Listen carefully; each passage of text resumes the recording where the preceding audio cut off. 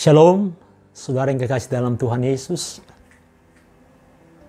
Salam jumpa kembali dalam kasih Kristus. Kembali kita akan memulai kelas SPK kita, yaitu kelas Saya Pengikut Kristus. Dan pelajaran yang pertama dimulai dari hidup kekal dalam kerajaan Allah. Jadi Tuhan datang menawarkan hidup kekal dalam kerajaan Allah. Kenapa? Karena semua manusia sudah berdosa dan hidup di dalam dosa. Mungkin kita bertanya, dosa ini awalnya mulainya datang dari mana? Nah, dosa ini mulainya dari Taman Eden. Ketika Tuhan menciptakan manusia pertama, itu nenek moyang kita, Adam dan Hawa, dan menempatkan dalam satu taman yang indah, Taman Eden. Dan di sana Tuhan menumbuhkan segala pohon buah-buahan untuk dinikmati. Dan juga Tuhan menaruh satu pohon tentang pengetahuan baik dan jahat di tengah-tengah taman itu. Dan Allah berkata, semua di dalam taman ini boleh kamu makan. Tapi tentang pohon pengetahuan baik dan jahat, jangan kamu makan. Karena waktu kamu makan, kamu akan mati. Dan ternyata manusia tidak taat. Dan Adam dan Hawa jatuh dalam dosa karena ketidaktaatan waktu makan buah dari pohon tentang pengetahuan baik dan jahat. Dan sejak saat itu dosa mulai menjalar. Dan kita melihat karena dosa anak daripada Adam dan Hawa, Kain dan Habel, di mana Kain membunuh adiknya yaitu Habel. Kita melihat karena dosa. Dan dosa itu terus menjalar. Dan manusia berjalan dalam dosa. Sehingga manusia hidup dalam penderitaan. Dan pada akhirnya akan mengalami kematian. Apakah penyebab dari semua hal tersebut? Dan apa jawaban untuk semua persoalan hidup manusia? Nah, kita bersyukur Yesus datang memberikan jawaban untuk semua persoalan manusia. Ketika Yesus datang 2000 tahun yang lalu, dia berkata dalam Markus 1 ayat 15, waktunya telah genap, kerajaan Allah sudah dekat, bertobatlah dan percayalah kepada Injil. Nah, jadi jawaban atas semua persoalan hidup manusia bukanlah pengetahuan, filsafat, teknologi, dan sebagainya. Jawaban Allah untuk semua persoalan hidup manusia adalah hidup dalam kerajaan Allah. Nah, pertanyaannya sekarang, bagaimana caranya masuk dalam kerajaan Allah? Ada dua langkah untuk masuk dalam kerajaan Allah. Yang pertama, yaitu bertobat. Kata bertobat itu dari bahasa Ibrani berbalik. Jadi kalau saya sederhanakan, bertobat kita berhenti berjalan kepada kebinasaan, kata bertobat, stop. Karena kita sedang berjalan kepada kebinasaan, dan kemudian kita berbalik kembali kepada Allah. Dulunya manusia, Adam dan Hawa bisa bertemu muka, berkomunikasi dengan Allah karena belum berdosa. Ketika jatuh dalam dosa, mereka membelakangi Allah dan manusia berjalan kepada kebinasaan. Itulah sebabnya Tuhan berkata, bertobatlah, berhenti. Karena itu adalah jalan kebinasaan. Dan kemudian berbalik, yaitu kembali kepada Allah. Nah, jadi keadaan manusia di dalam dosa itu digambarkan ya seperti orang yang terikat. Jadi semua manusia sudah terikat oleh dosa dan tinggal di dalam kerajaan kegelapan, di mana penguasanya adalah iblis.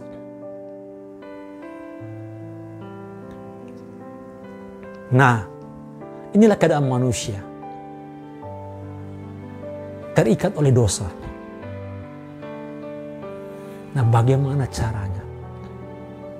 Kita meresponi. Kita mau bertobat. Yesus datang. Kurang lebih 2000 tahun yang lalu. Memberikan jawaban. Dan memberikan solusi. Kalau kita mau menerima itu, kata Tuhan, waktunya sudah genap, kerajaan Allah sudah dekat, bertobatlah. Kalau kita meresponi, kita mengambil, kita menyambut itu, kita berhenti bahwa kita sedang berjalan kepada kebinasaan dan berbalik kepada Allah, maka Allah menyambut kita kembali. Itulah hidup yang ditawarkan Yesus. Kerajaannya, kerajaan Allah. Artinya Allah di dalam Yesus yang memimpin, yang memerintah di dalam kerajaannya. Kalau kerajaan kegelapan, iblis yang memerintah. Jadi kalau manusia mati dan belum bertobat, dikatakan dia akan masuk dalam kerajaan kegelapan. Dan di sana nanti akan hidup kekal selama-lamanya di dalam kerajaan kegelapan itu di dalam maut atau di dalam neraka. Jadi Tuhan mau kita bertobat. Kita mau meninggalkan. Kalau selama ini kita tidak tahu, kita sedang berjalan kepada kebinasaan. Kenapa? Karena kita menyembah yang kita tidak kenal. Kita menyembah yang bukan Allah. Tapi iblis di balik semuanya itu menyamarkan diri. Menciptakan Tuhan yang bukan Tuhan. Itu yang dimaksud kita sedang berjalan kepada kebinasaan. Dan berhenti, bertobat, jangan ikutin. Itu jalan kebinasaan. Balik kepada Allah kembali. Supaya kita menerima hidup yang kekal. Nah, ketika kita meresponi itu, maka kita menerima dalam Kristus Yesus pengampunan itu. Setelah kita bertobat, kita berhenti mengikuti jalan kebinasaan dan berbalik kepada Allah. Maka langkah yang kedua, percaya kepada Injil Kerajaan. Dalam Markus 1 ayat 15b. Nah, di dalam Injil ini ada dua kabar. Yaitu kabar buruk yang diceritakan di sana. Kabar buruk yang pertama dikatakan semua manusia telah berbuat dosa dan akibatnya hidup di luar kerajaan Allah. Nanti baca dalam Roma 3 ayat 23, Roma 6 ayat 23. Jadi semua manusia sudah berdosa. Akibatnya hidup di luar kerajaan Allah. Dengan kata lain, hidup dalam kerajaan kegelapan, kerajaan iblis. Nah, manusia tidak menyadari hal ini.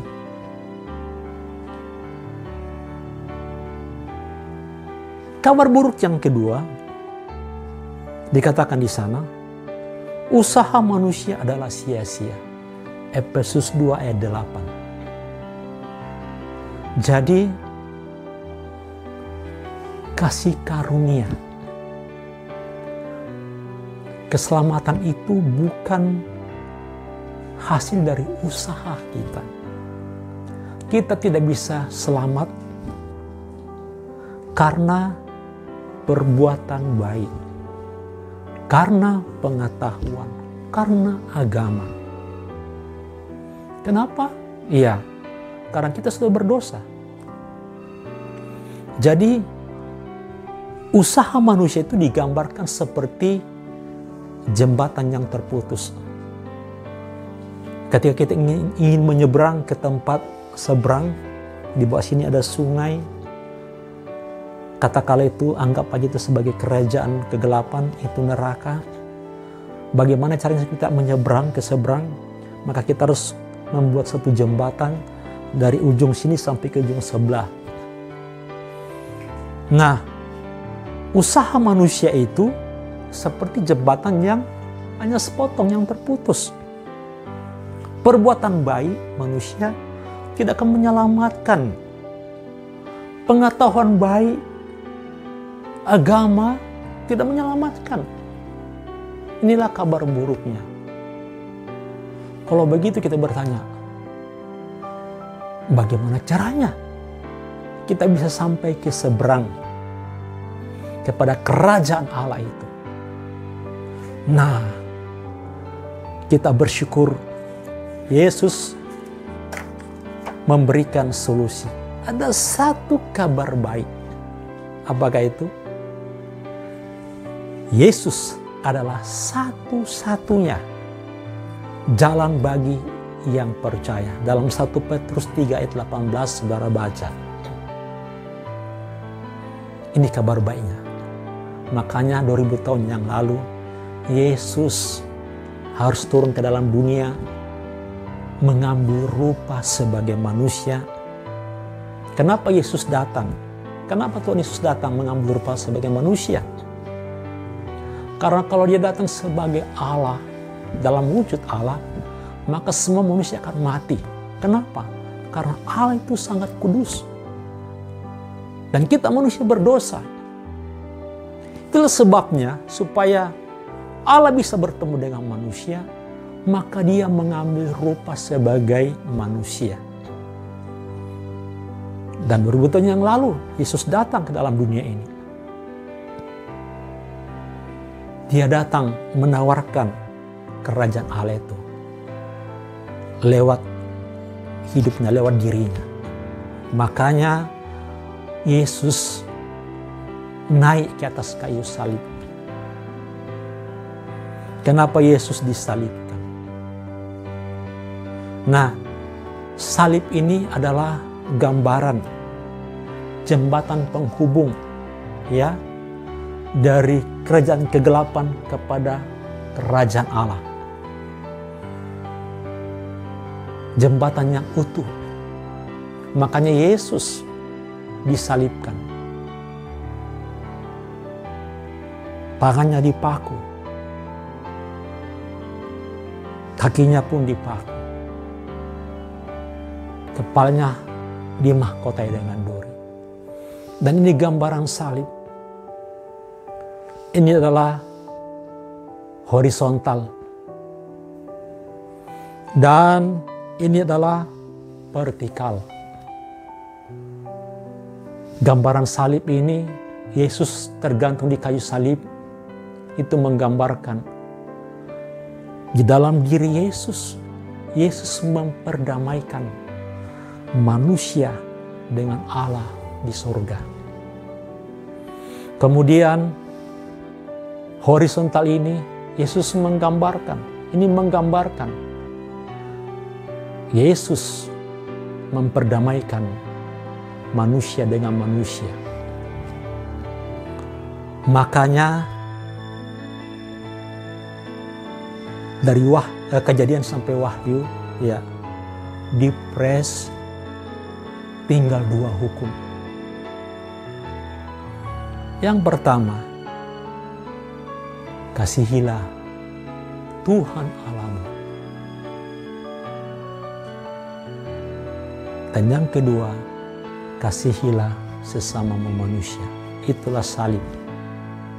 Lewat pengorbanan Yesus, lewat darahnya yang tercurah. Darah inilah yang membeli kita dengan harga lunas, yang menebus dosa kita. Kita dibeli dengan harga lunas dari dunia ini. Dan ketika kita menerima Dia, menyambut Dia, maka kita sudah menerima perdamaian dengan Allah Bapa di surga. Lewat kematiannya, lewat tubuhnya, ya, kita yang mati, ya, karena dosa, menjadi dihidupkan di dalam kebenaran, di dalam dirinya. Jadi semua dosa dunia ini Yesus tanggung di dalam tubuhnya di atas kayu salib. Di atas kayu salib itu terjadi pertukaran. Seluruh dosa manusia Yesus ambil dan dipaku di dalam tubuhnya. Kemudian Yesus memberikan nyawanya, memberikan hidupnya. Itu hidup yang kekal.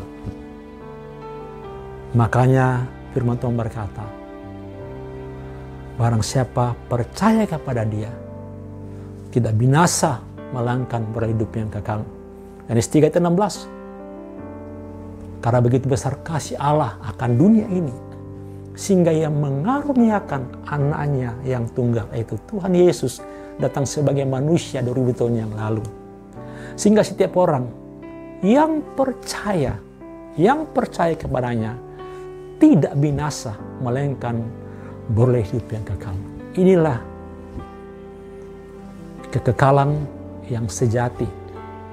Inilah hidup yang sebenarnya, keselamatan yang Tuhan tawarkan kepada manusia. Jadi kalau manusia menerima Dia, maka dia sedang menerima hidup yang kekal. Yesus memperdamaikan manusia tersebut dengan Allah di surga lewat darahnya, yang menebus kita, membeli kita dengan harga lunas. Kita tidak dikredit, tidak dicicil, tapi dibayar lunas oleh darah Yesus. Sehingga kita dilepaskan dari kerajaan maut. Ketika seseorang menerima Yesus, maka dia diangkat, diambil, dilepaskan dari kerajaan maut dan dipindahkan ke dalam kerajaan anaknya yang kekasih, itu Tuhan kita Yesus Kristus. Itulah salib. Kenapa Yesus disalibkan? Itu maknanya. Ya, gambarannya. Jadi Yesus memperdamaikan manusia dengan Allah di surga lewat dirinya di atas kayu salib. Dan Yesus memperdamaikan sesama manusia. Kasihlah Tuhan Allahmu dan kasihlah sesamamu. Itulah makna kematian Yesus. Jadi kalau kita datang kepada Yesus, kita datang kepada Allah yang benar. Dikatakan tadi 1 Petrus 3:18, Yesus adalah satu-satunya jalan. Ya, satu-satunya, bukan salah satu. Kalau dikatakan salah satu berarti ada jalan yang lain, ada pilihan yang lain. Tapi dikatakan dengan tegas, Yesus adalah satu-satunya. Jadi tidak ada lagi jalan yang lain. Tidak ada jembatan yang lain.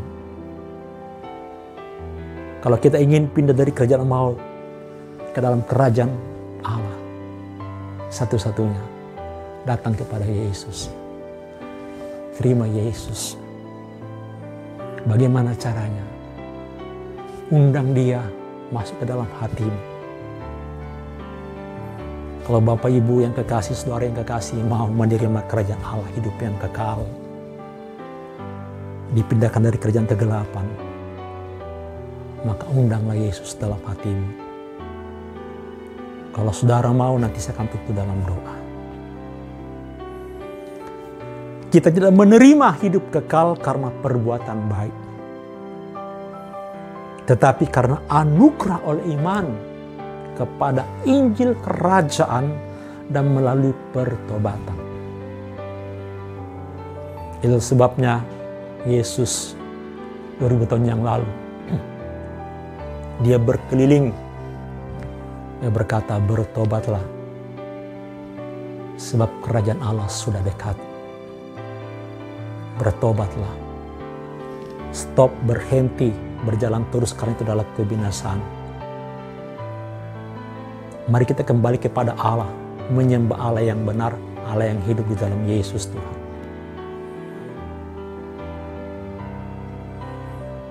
Bukalah hati saudara. Ini adalah kebenaran. Sekarang juga, kalau saudara buka hati dan terima Yesus, saudara menerima sekarang juga hidup yang kekal itu. Amin Bapak Ibu.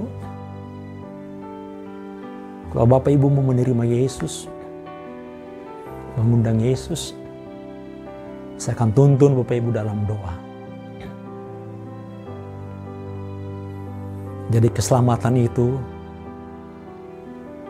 ya,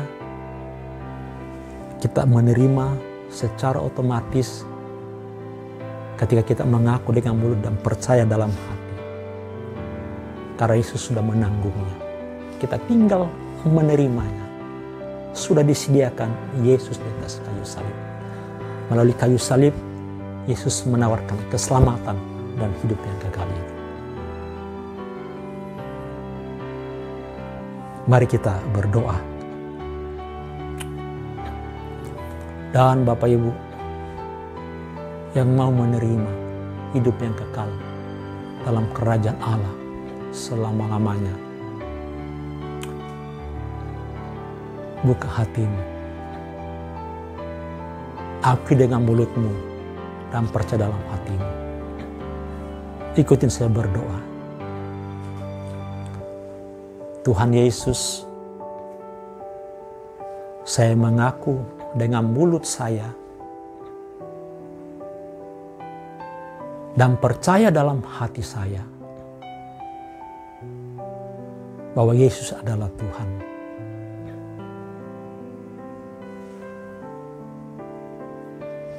Dengan mulut saya mengaku dan hati saya percaya bahwa Yesus sudah datang 2000 tahun yang lalu, mati di atas kayu salib, dikuburkan, dan pada hari ketiga bangkit dari antara orang mati naik ke surga, duduk di sebelah kanan Allah Bapa, akan datang kembali menjemput setiap orang percaya. Tuhan Yesus, katakan Tuhan Yesus, saya undang Engkau secara pribadi, masuklah ke dalam hati saya, bertahta dalam hati saya sebagai Tuhan dan Juru Selamat hidup saya, sebagai Allah dan Bapa saya. Tuhan Yesus, saya berikan hati saya, roh saya, jiwa saya, dan tubuh saya ke dalam tangan-Mu, menjadi milik-Mu selama-lamanya. Tuhan Yesus, ampuni segala dosa saya, baik dosa keturunan dari nenek moyang saya maupun dosa pribadi saya. Oleh darah-Mu yang kudus, tebus saya.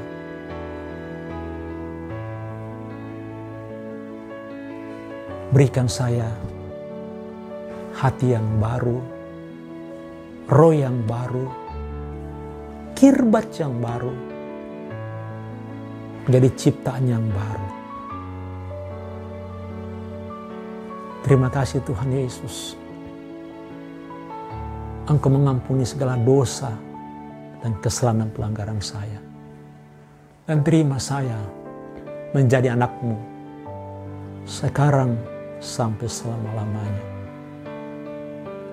Aku serahkan seluruh hidupku ke dalam tangan-Mu, menjadi milik-Mu selama-lamanya. Terima kasih Tuhan Yesus. Dalam nama Tuhan Yesus, aku sudah berdoa dan bersyukur. Katakan amin. Tuhan Yesus memberkati. Shalom.